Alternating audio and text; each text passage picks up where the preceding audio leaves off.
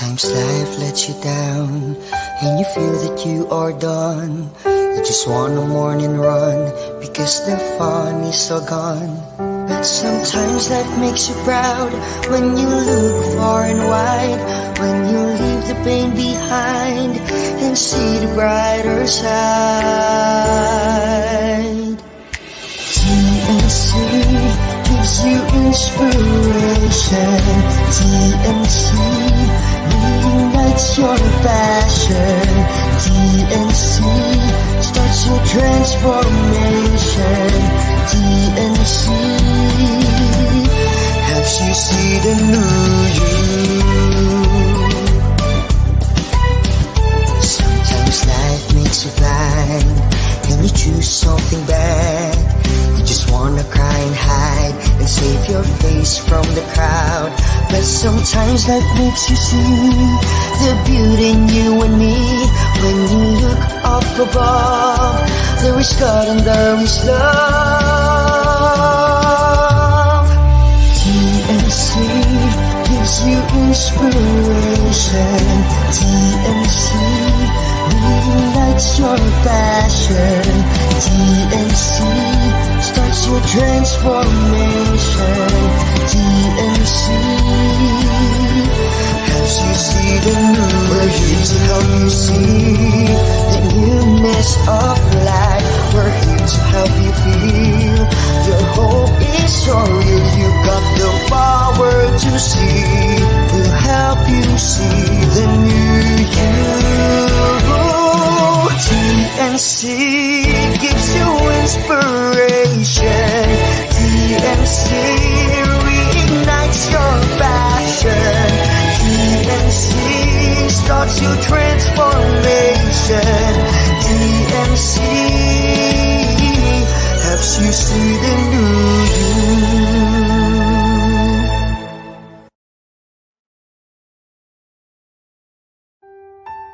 The new channel.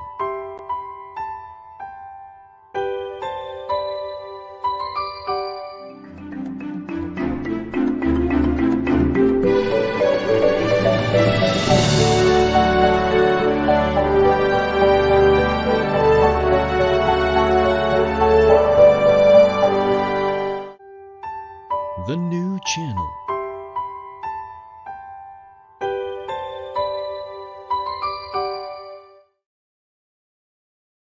The views, opinions, and insights expressed in the following show are those of the hosts, producers, guests, and viewers. They do not necessarily reflect the position of the channel. Viewer discretion is advised. Mabuhay and welcome to the new channel. We are here to help you see the new you. This is King Gonzalez and we would like to thank you for streaming live to the sixth episode of the first season of Realty Realities.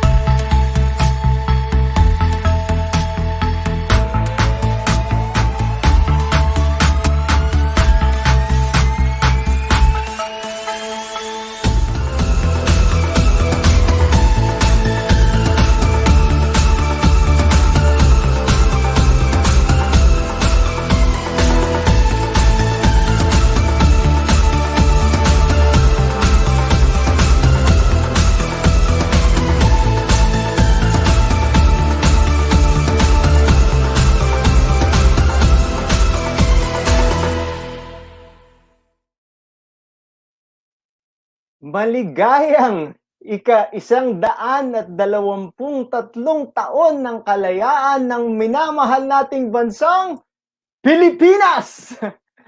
Well, marami pong salamat for streaming live to the show this Saturday afternoon. Kita nyo naman, handang-handa po tayo dito sa show. Hindi po ito parang presidential security group or guard, no? Kundi ito ay isang barong. Marami pong salamat sa aking mother-in-law. At syempre, itinaas po natin ang ating watawat dyan. And always remember, you only have one country, and that's the Philippines. And it's more fun to be in the Philippines. So dahil araw po ng ating kalayaan, susubukan ko pong mag-Pilipino sa buong show. Kaso lang, nung sinusulat ko na po yung script ko ay umabot na ako sa 10 pages ay hindi pa ako tapos. Sabi ko, ipagpaumanhin nyo na po kung hindi po buong show ay mapagsasalitaan ko ng Tagalog o Pilipino, hahaluan ko na lang po siya ng English.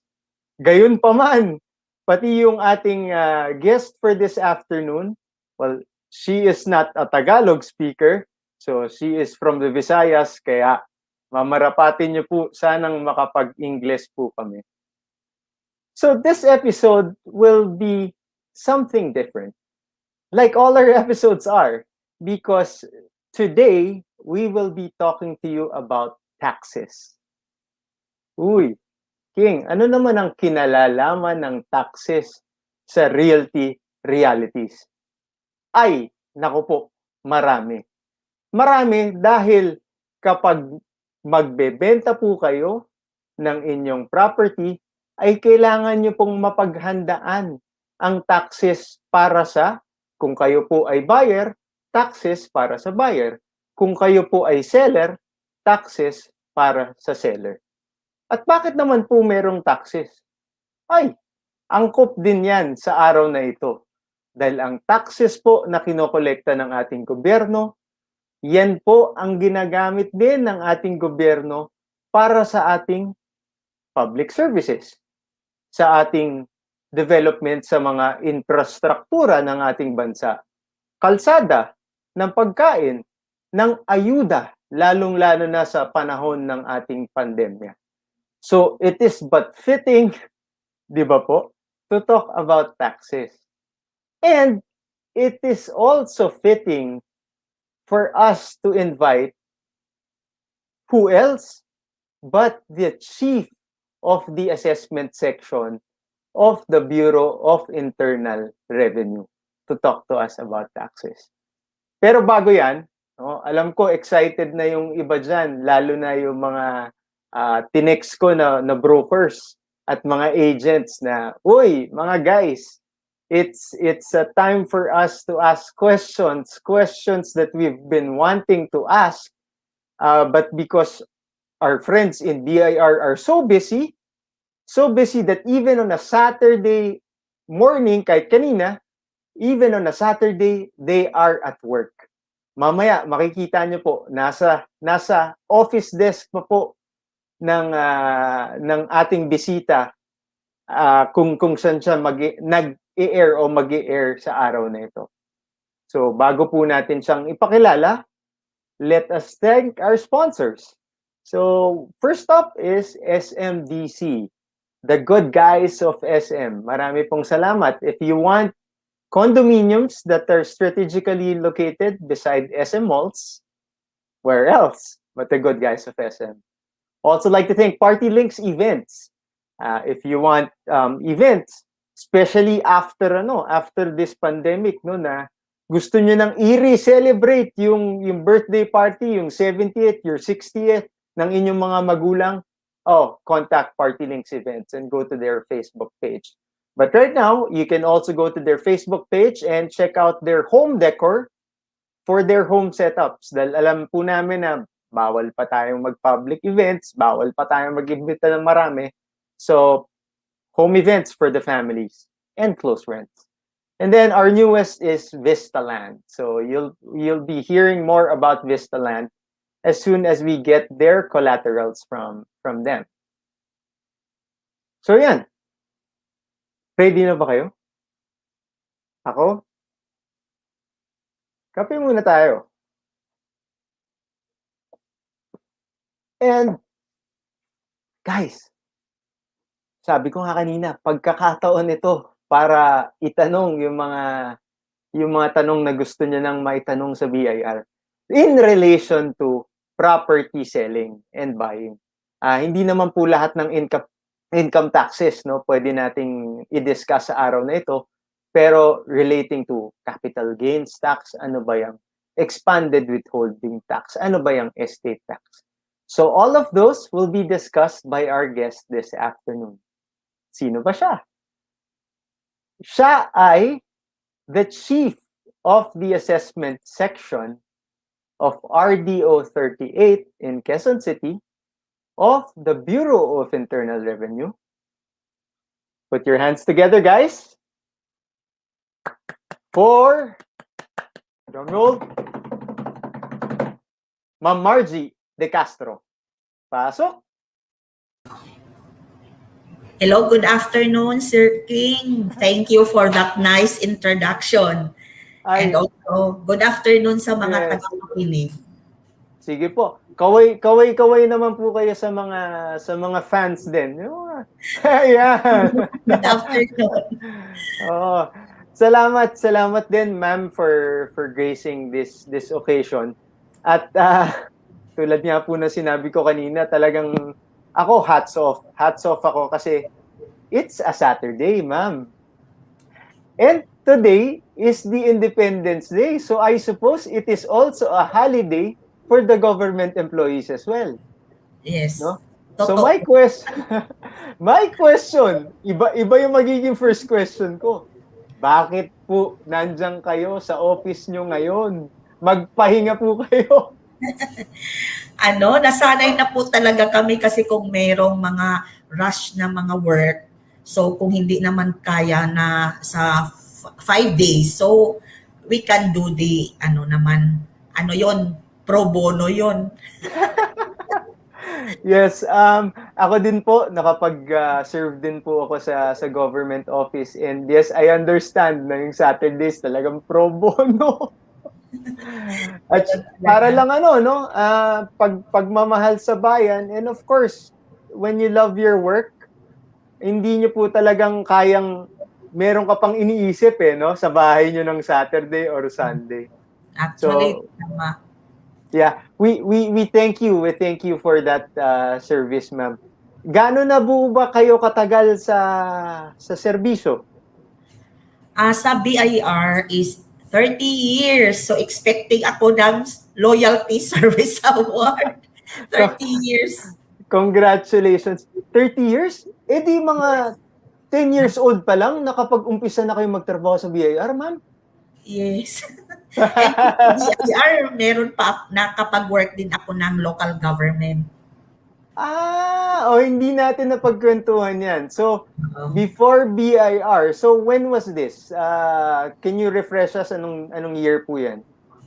Sa provincial government, actually in Surigao City, Surigao del Norte, Opo. It was when I graduated 1989.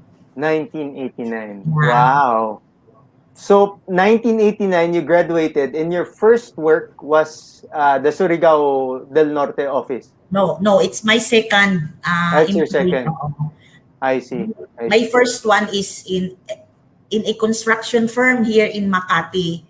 So while awaiting for my board exam, I don't want to go home kasi baka hindi ako papasa, nakakahiya.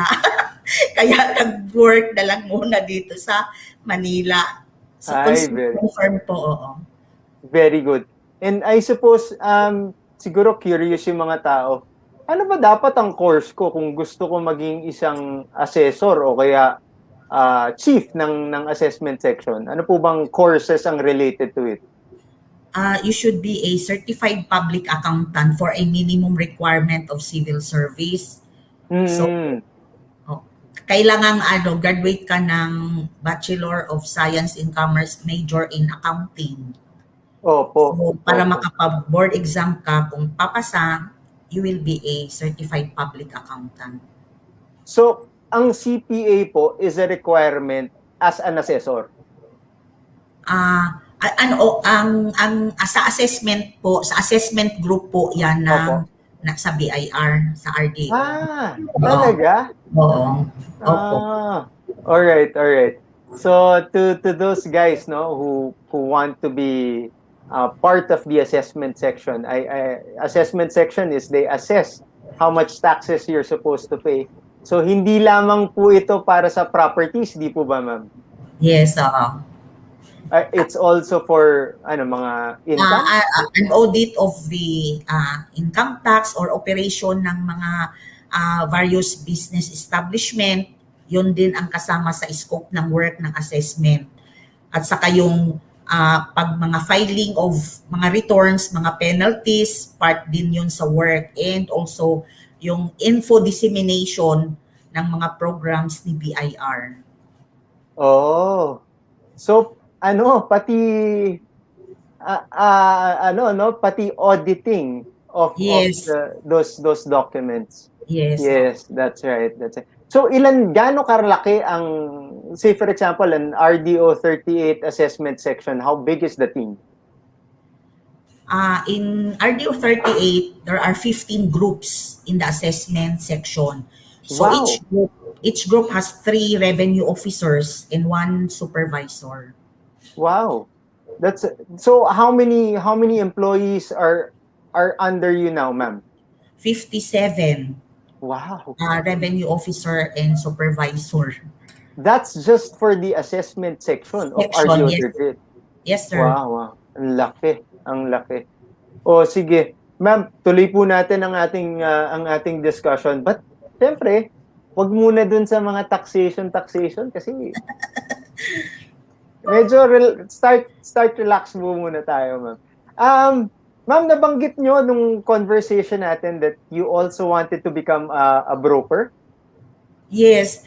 It's because I really have a heart for the real estate broker. Why?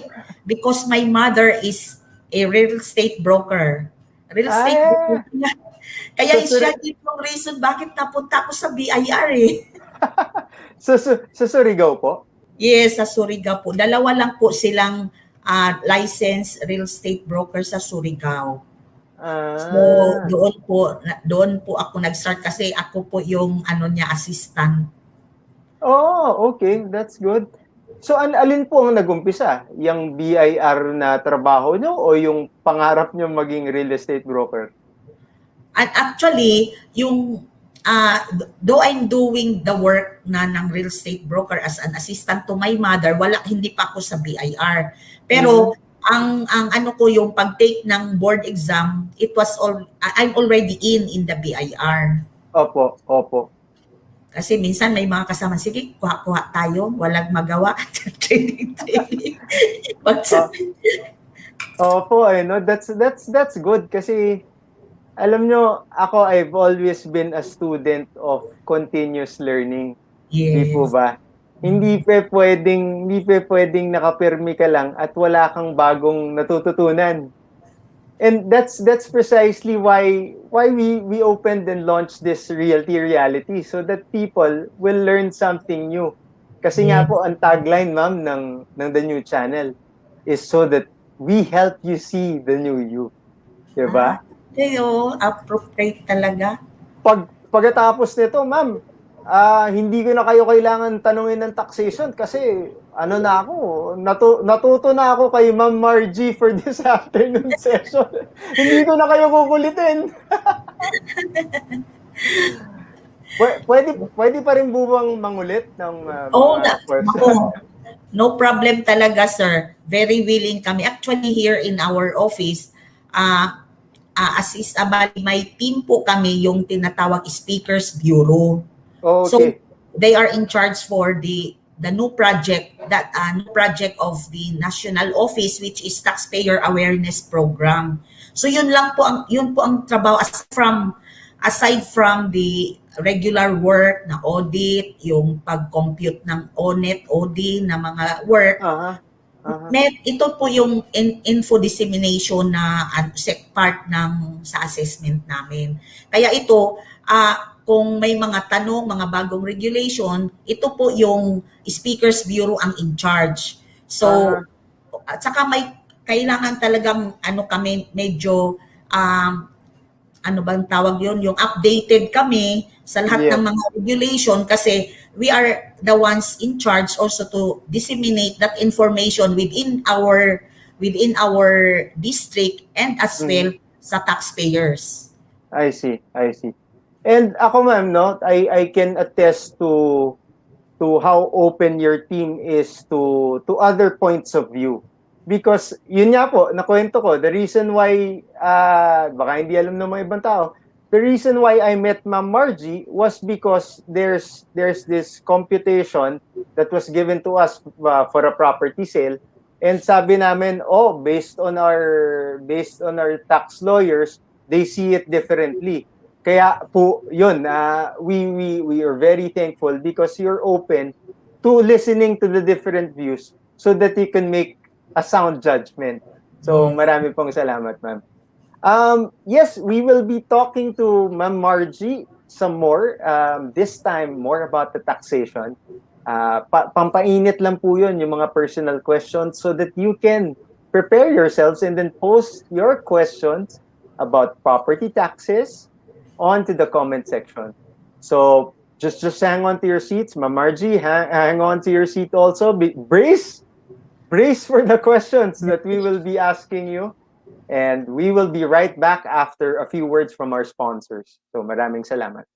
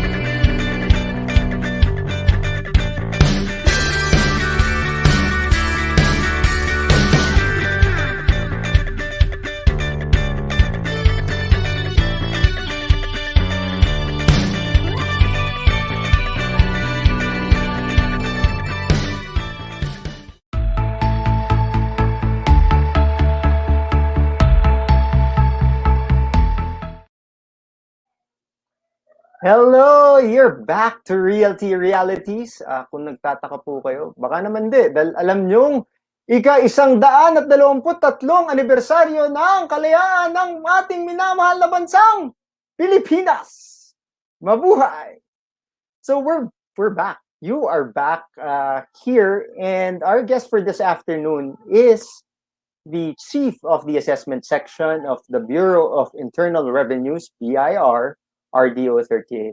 But before we bring her in, we'd like to invite everybody to watch all the different shows of TNC. That's U-Turn, TNC The Talk, Awesome Day, The Home Buyer, The Puppet Stories, The Big Picture, Mondays to Fridays, 7:15 p.m. The Millennial Voice, Mondays at 8:30 p.m. Foreign Affairs, HR Hotline, Tuesdays, Thursdays, and Saturdays at 12 noon. Moving on, Business, Well Home, Mental Shift, Tuesdays and Thursdays, 7:30 p.m. in US, and Wednesdays and Fridays, 10:30 a.m. Philippines. Money and More, and Cyber Next. So do check out our Facebook page or YouTube by searching the hashtag TNC Now. Why TNC? It's the new channel. Enjoy these inspiring shows because we made them all for you. Alright, balik natin direct si Ma'am Margie. Hello again, ma'am. Yes. Yes, sir. Sige, ano po tayo? Let's ask mga questions na inaantay ng sambayan ng Pilipino, no? Um, ito yung very basic, ano muna tayo, from the basic to the more complex questions, ma'am. Ano ba yung capital gains na yan?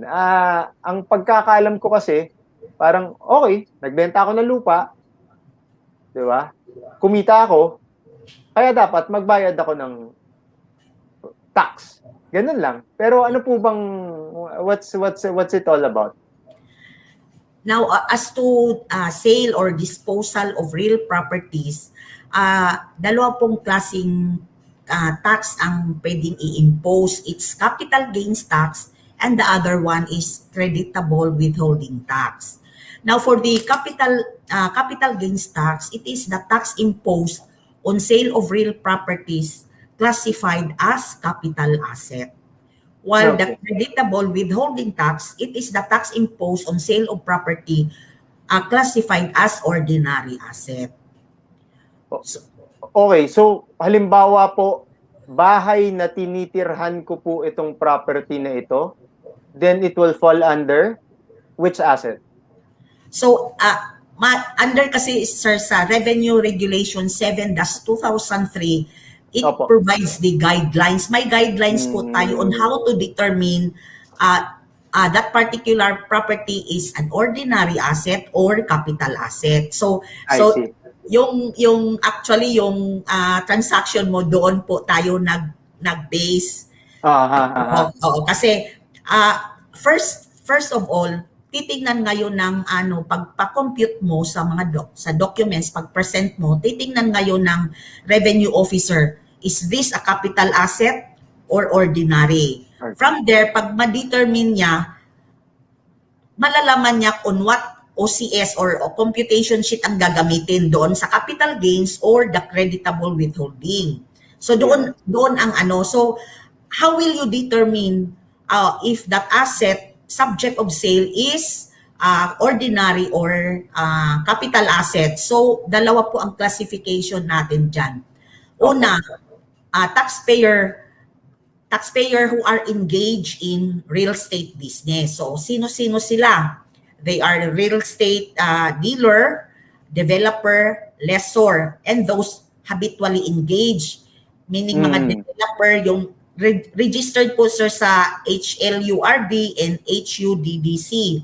So yun sila. Pero there are cases wherein a person is classified as habitually engaged although he is not registered with HLURD or HUDDC. Kung in a year magkaka-transaction siya, sales transaction of real estate, minimum of 6 transactions. So in a year yan, classified na siya as a person habitually engaged in real estate business.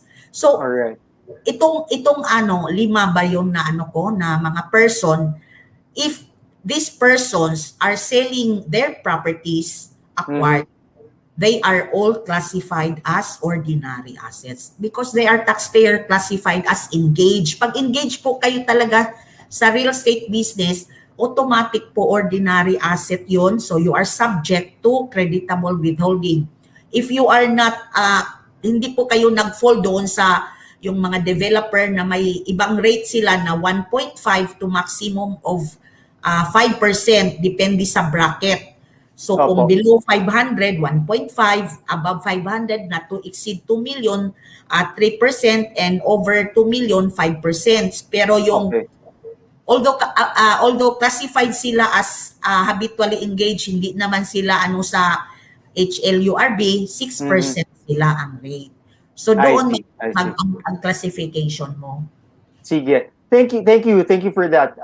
Dun lang sa mga the ordinary are buyers and sellers who are not engaged in real estate who happen to be watching the show, if say for example, you just decide, 'di ba, na ibenta yung property nyo, halimbawa nanamanan nyo from your parents and you decide to sell it, bahay po siya, then it will fall under capital gains tax. However, ang sinasabi nga ni ma'am, kung ito ay habitual o talagang negosyo nyo na ginagawa yung pagbabuy and sell, then it will be considered an ordinary asset, yung binibenta nyo, at magiging creditable withholding tax. Di ba po, ma'am? Tama po, sir. Oo. Which is the same, in terms of percentage, it's also the same. Both are 6%. Di ba po, ma'am?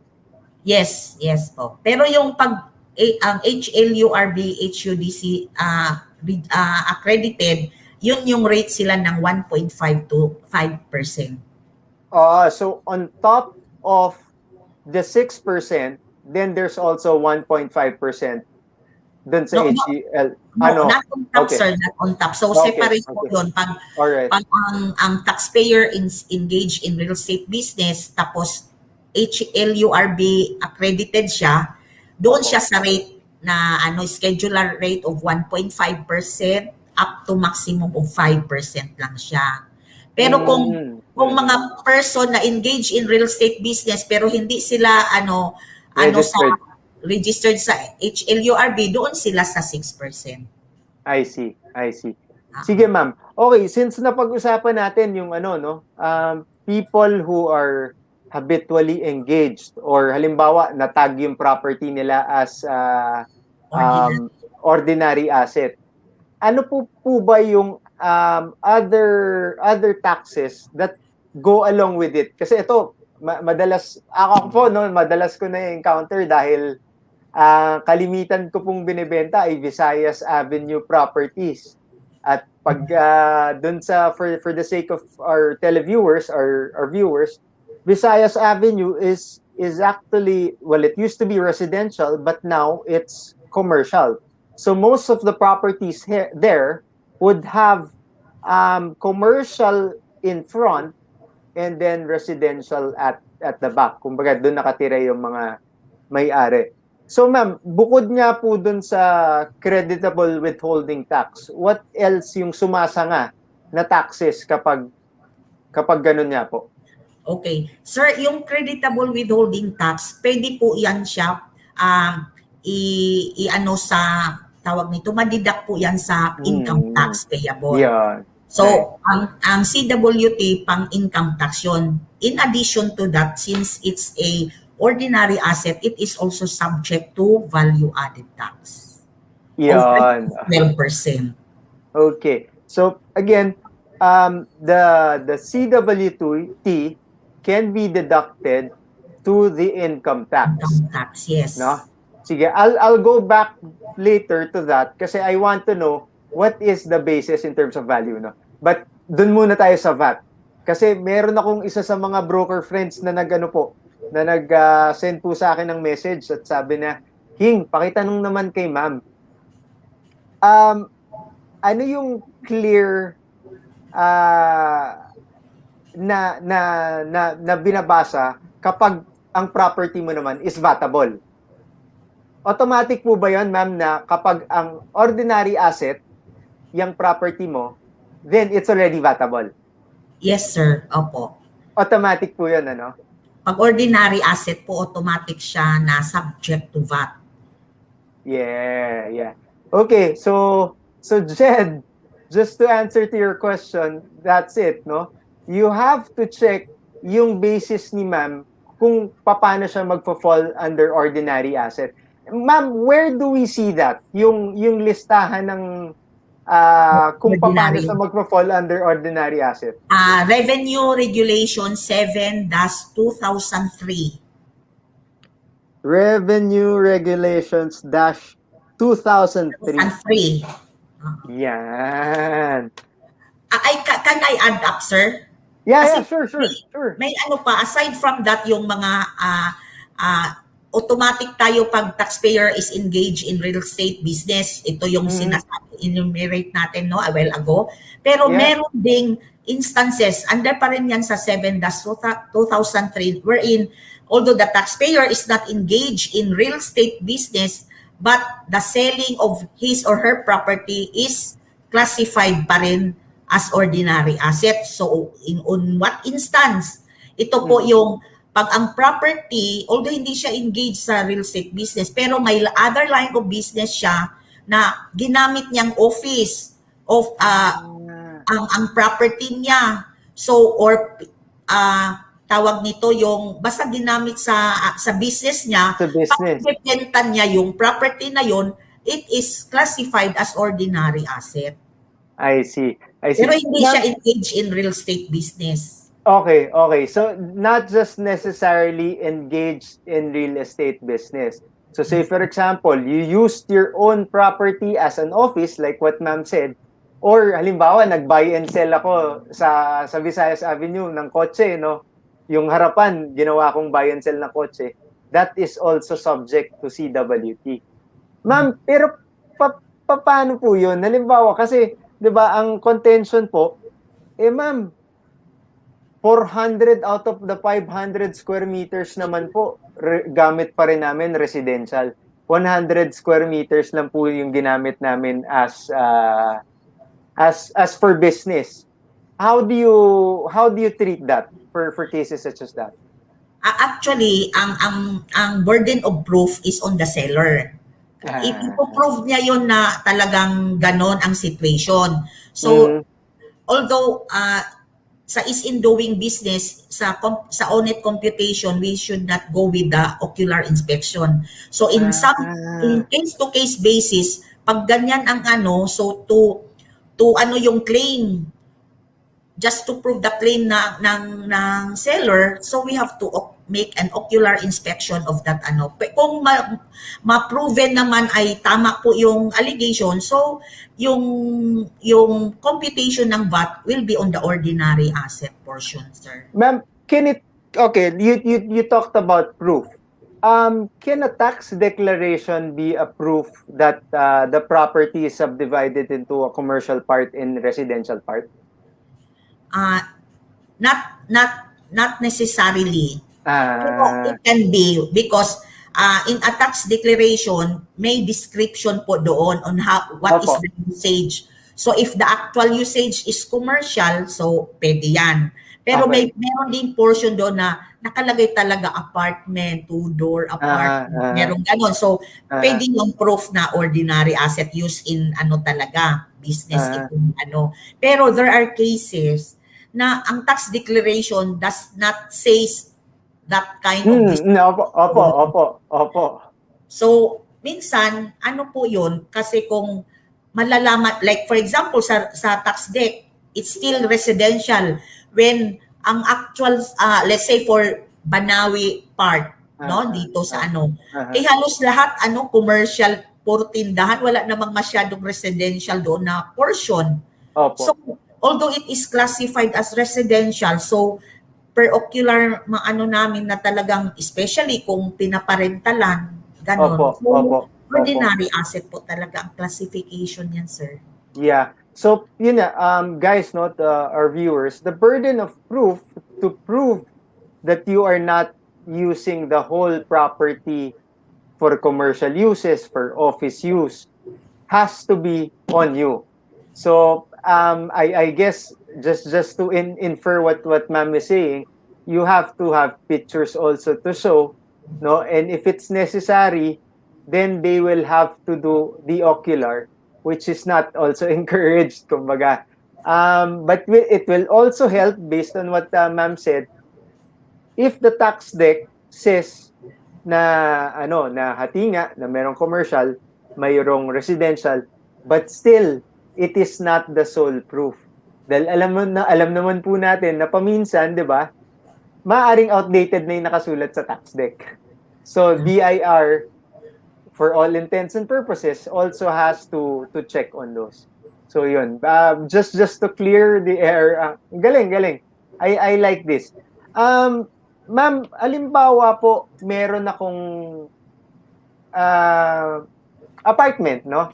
Apartment, sa amin po yun, tinitiran ko po yung yung two-story apartment. Tapos yung garahe po, I decided to put alimbawa, laundry at pinaupahan ko po siya.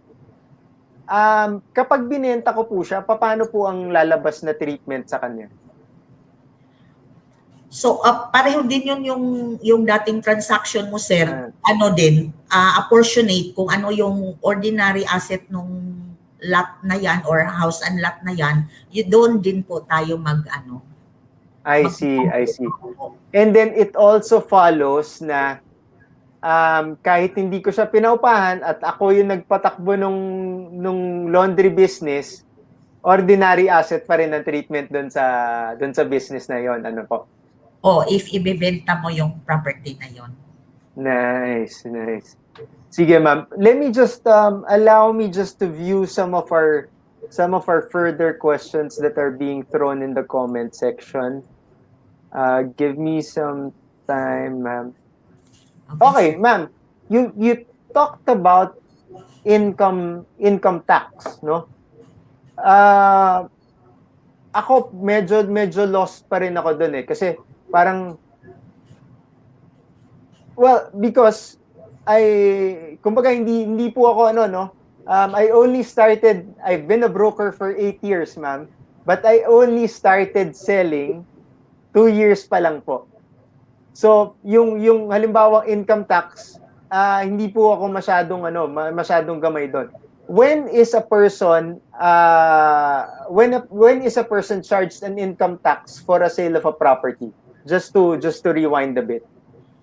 So ang income tax po ay any person who is engaged in trade or business is subject to both income tax and business tax. So ito yung business tax, dalawang klase, VAT at saka percentage. For business tax, in relation to your income from sale of real property, ang i-declare po nyo ay net proceed or net gain from the sale of property. So, kung may selling price ka, for example, sir, 1 million, tapos you are allowed to deduct any expenses you had incurred in relation to the disposal of that property.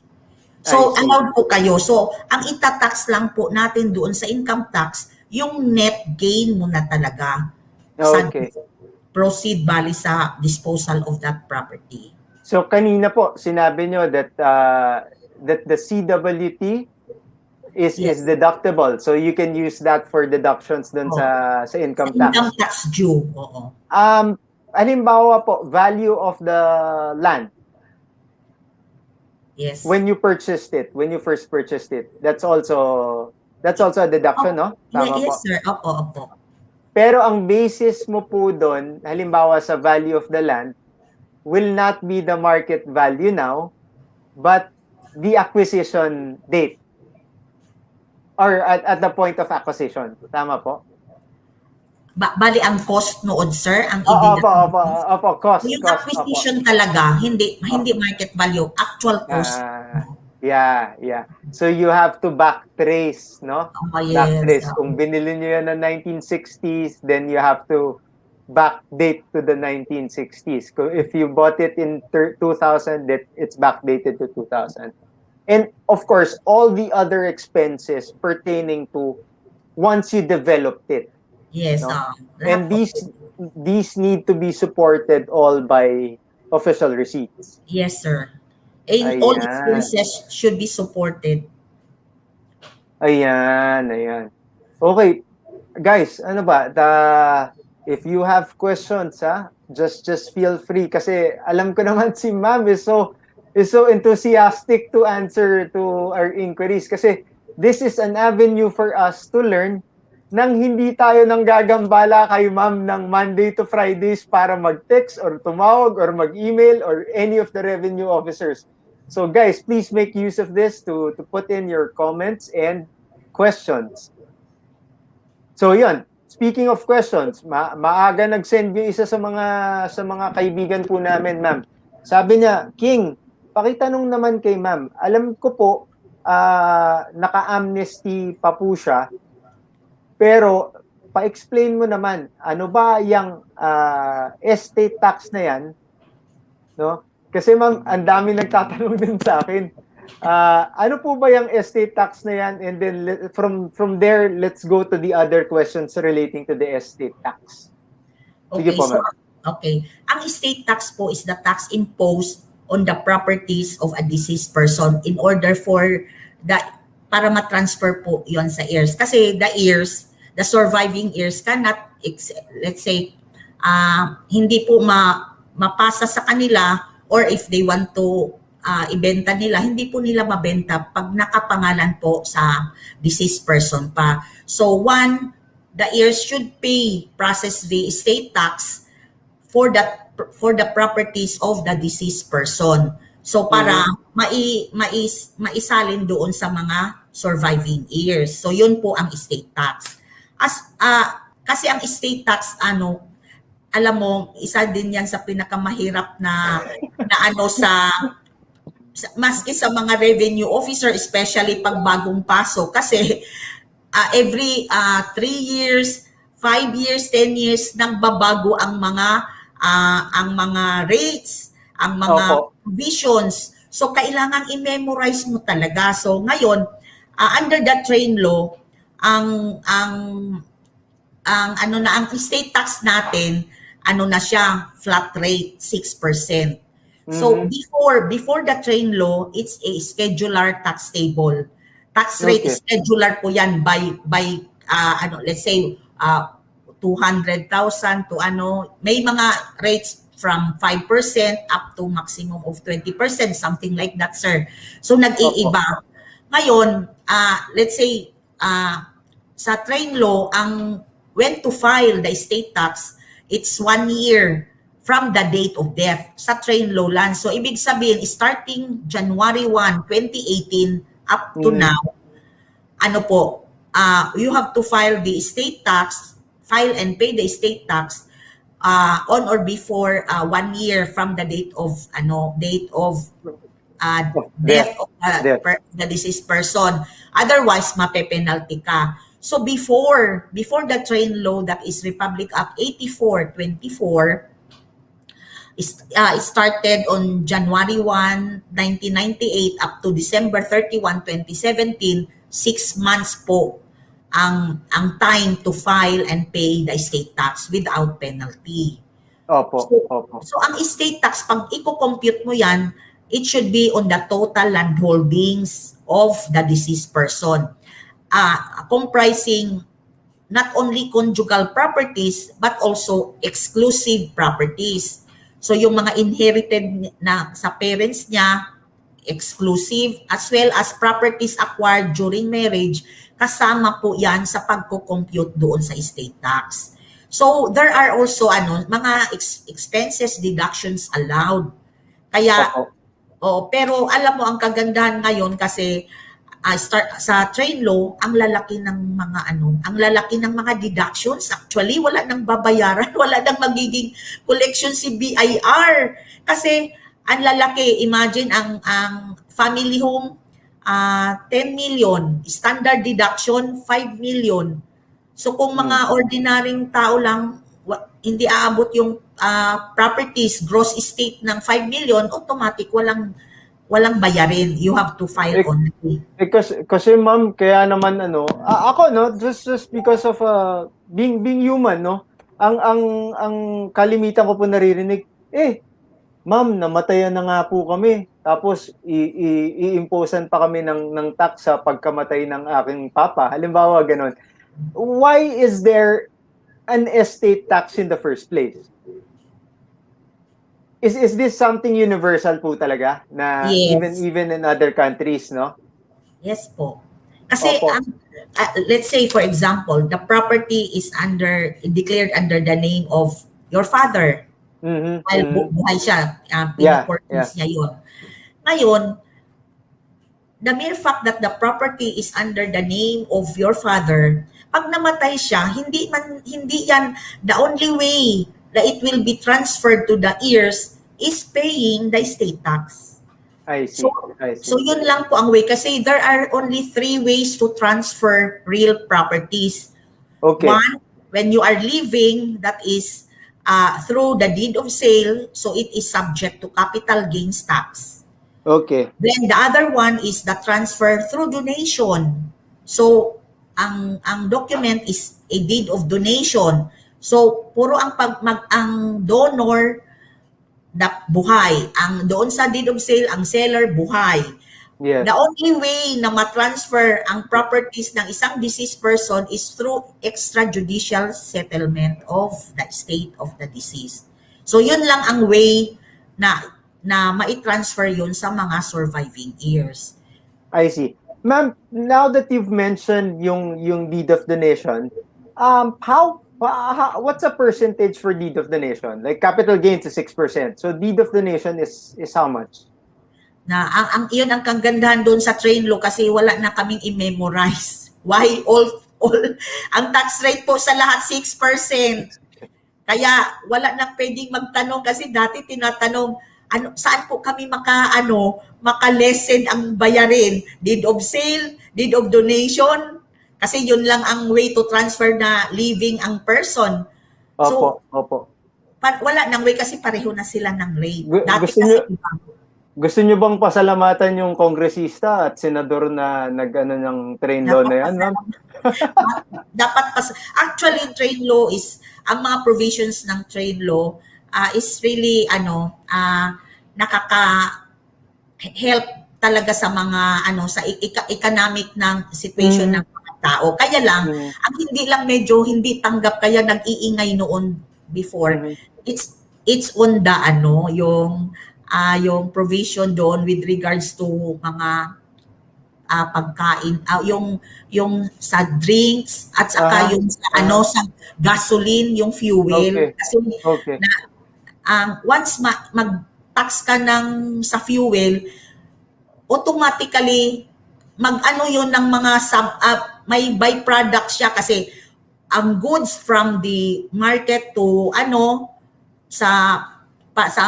from farm to market, kailangan ng sasakyan, o ang sasakyan hindi andar kung walang fuel. Kung itatax mo ang fuel, automatic i-increase ang yung transportation expenses mo. Syempre naman ipapatong naman din yun sa cost ng product. So yun lang po ang medyo kaya nag-iingay yung mga tao. Pero if you read the provisions of the train law, puro benefit po yun sa tax-paying public. I see.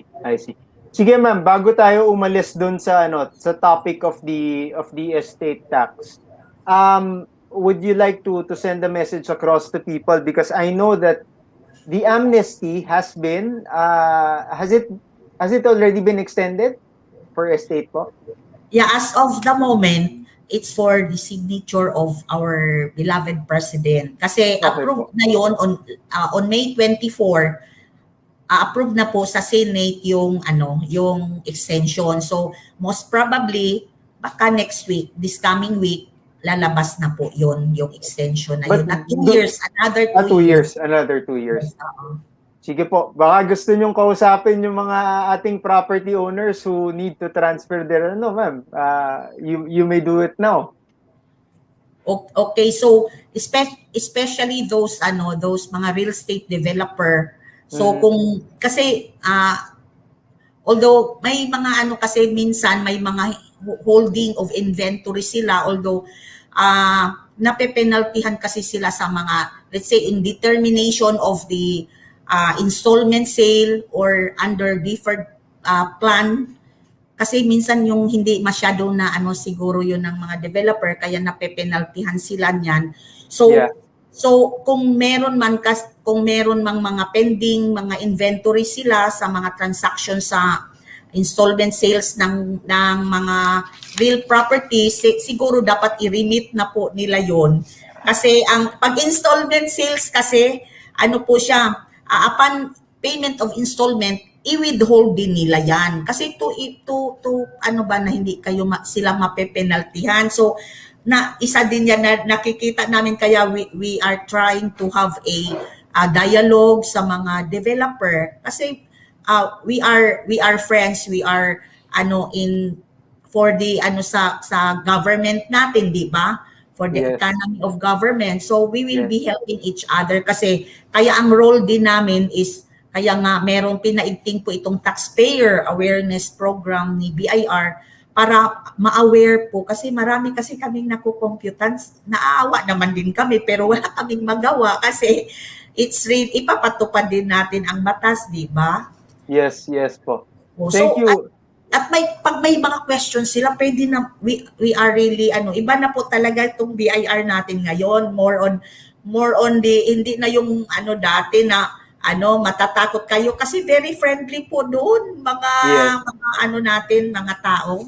We can see that. We can see that, ma'am. Kaya nga po umuupo kayo dito sa show natin, no? That's open to the public because I normally just watch people from BIR sa mga seminars, private seminars.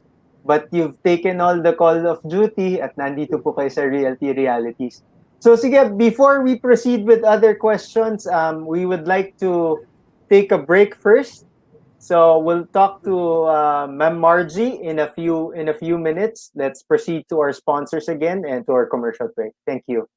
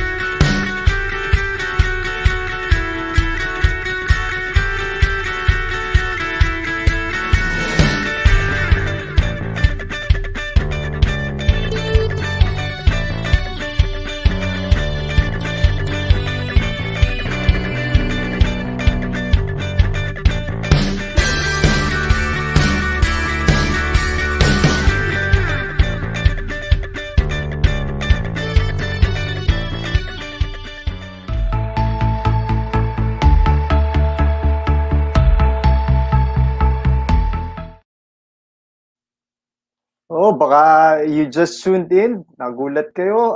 Happy Independence Day to all the Filipinos out there.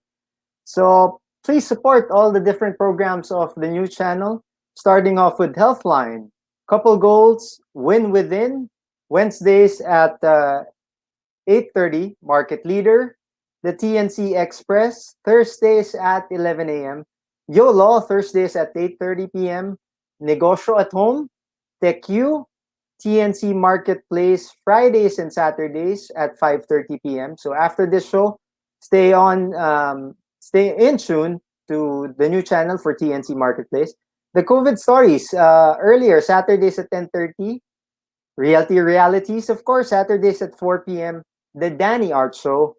After Shift, Women at Work. The Family Business, Usapang Beauty. The Fourth Project. And catch also our other TNC specials like One Day, the TNC Arena, TNC PressCon, and the TNC Town Hall on alternate Saturdays at 7 p.m. That's co-hosted by our co-founders, Apple and Lloyd.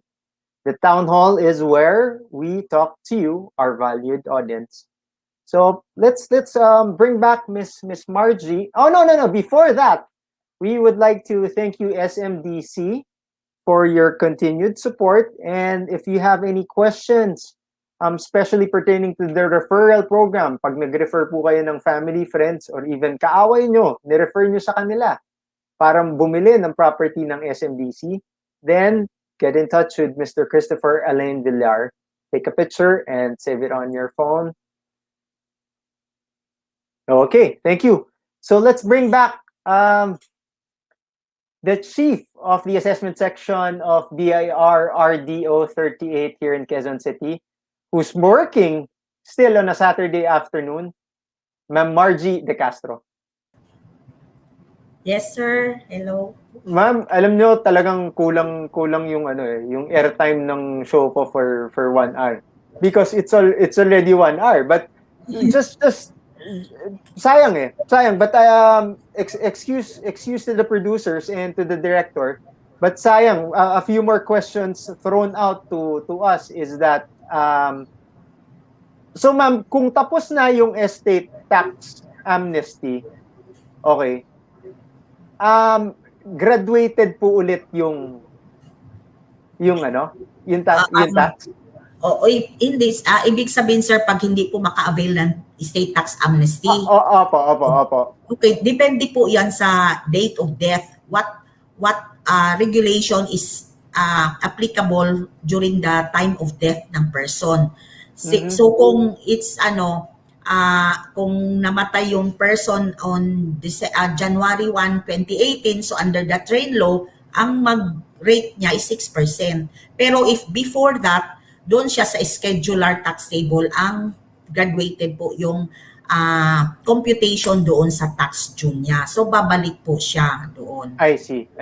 Sige, a few more, mukhang yun yung tumama sa mga viewers natin no. Yung isang example niya is, if say for example, yung mag-asawa po, dalawa po silang, so spouses po silang may-ari nung property. At yung isa po, si Juan de la Cruz, yung namatay, at buhay pa si Maria de la Cruz. So kailangan na po magbayad ng estate tax for Juan de la Cruz? Yes. Let's say conjugal property po 'yon. Yes, so po. Ang declared owner on the property is spouses. So yes. half of it will be subject to estate tax.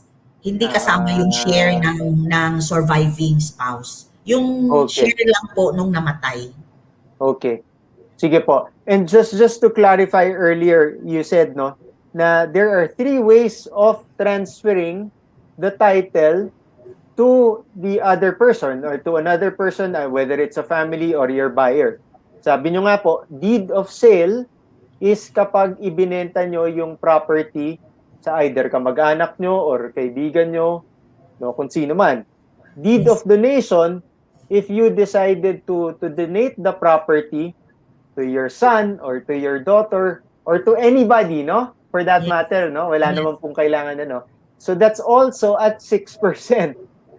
Tapos, yung kapag there's a deceased person or the person is already deceased, the one who owns the property, then it's under extrajudicial settlement.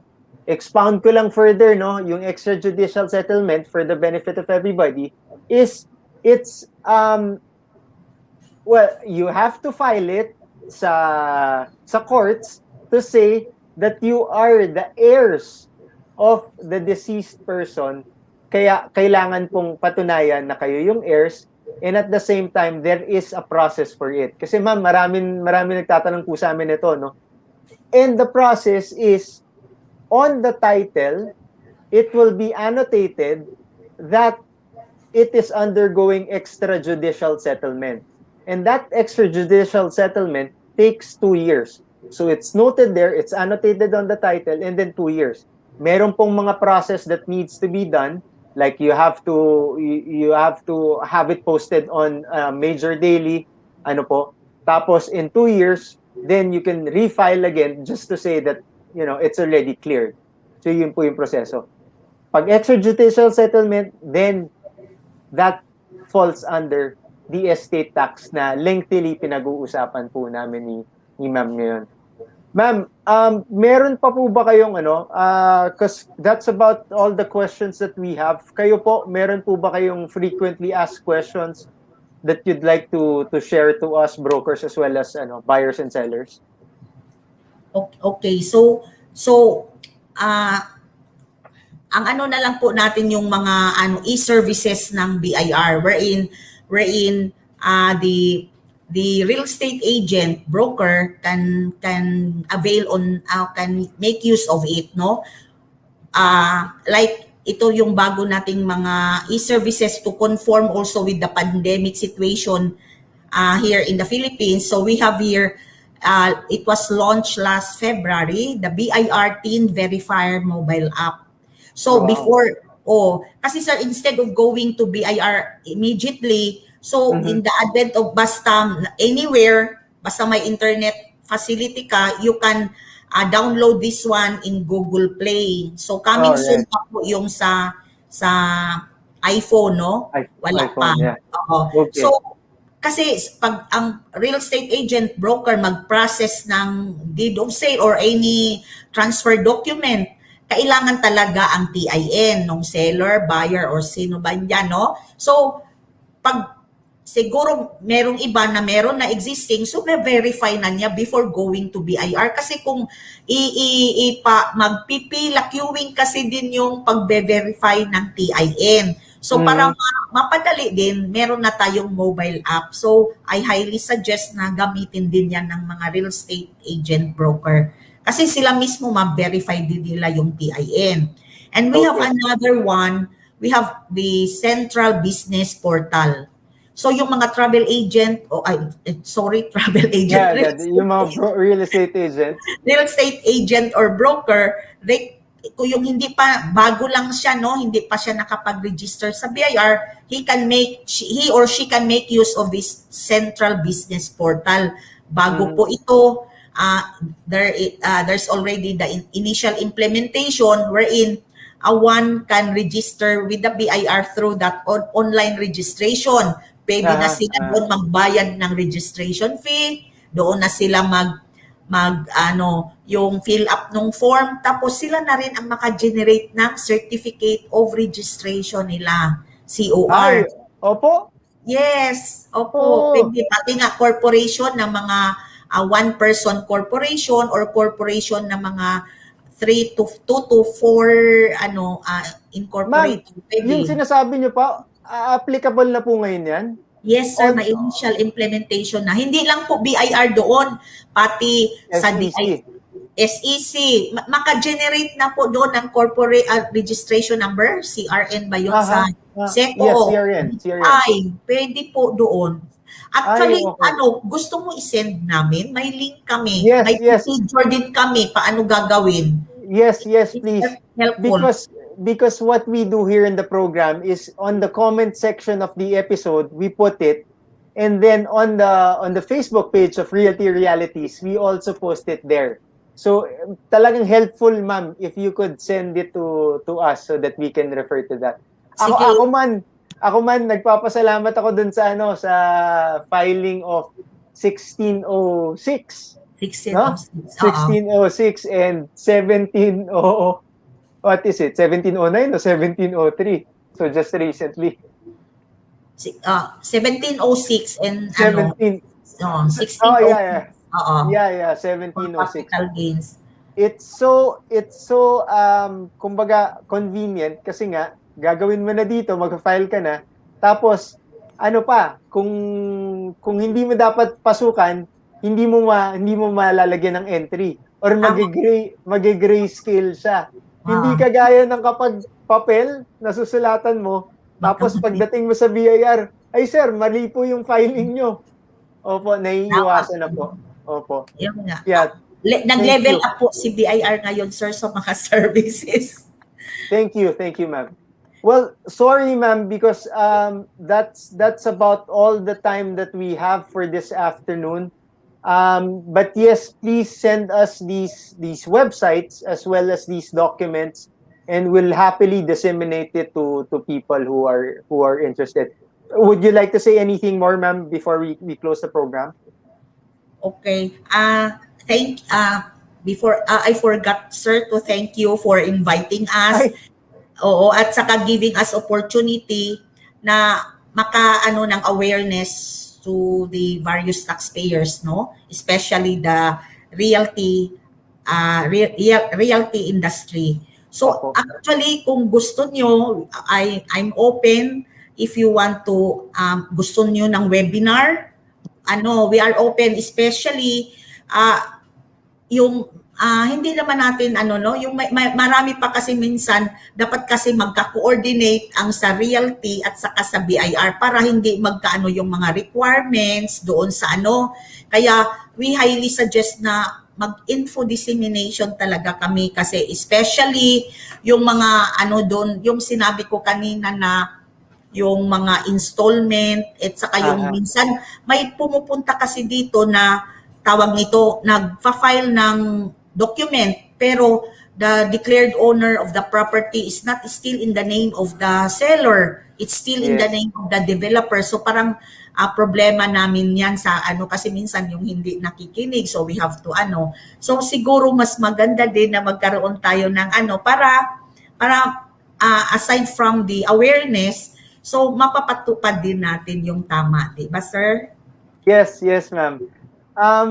Thank you very much. Yes, we're looking forward to either having a part 2 of this session, but because I'm pretty sure that a lot of people would like to ask more questions. Or yes, we'll take your suggestion. We'll talk to the producers if it's possible for us to have a webinar between the real estate brokers as well as the developers and BIR. Talagang ano, ako po, bilib po ako, ma'am, dun sa openness nyo to call out to people that and have a dialogue with us, because at the end of the day, 'di ba? Tayo naman po yung magtutulungan eh. Yes. Especially Independence Day, you know, our taxes go to people, and this go to the government, and these taxes are returned back to people by means of services. And we'd like to thank you for the service that you've been giving the BIR for the last 30 years. Marami pong salamat. And also for your continued enthusiasm na, yun na, makausap pa po ang mga developers and to have a dialogue with us. So, palakpakan po natin si Ma'am Margie de Castro. Virtual clap na lang po daw pa sa iba. Marami pong salamat. Guys, that's all the time we have for this afternoon. So we would like to thank you. Marami pong salamat sa inyong pagtangkilik sa Realty Realities. And we're pretty sure that you've learned something new again this afternoon, because I did learn a lot, especially from the taxation of property sales and buying. So with that, we'd like to end the program. Marami pong salamat. God bless us all, and mabuhay po tayong lahat.